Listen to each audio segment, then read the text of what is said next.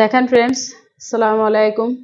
আপনারা কেমন আছেন? দেখেন আমি আজকে কুলসান ম্যাকারনি নিয়েছি। কুলসান ম্যাকারনি দেখেন, এই যে কতটা দারুণ।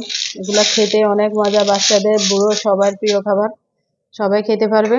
এখানে আমি দেখেন একদম এগুলার ভিতরে চিকেন দিয়ে দিব।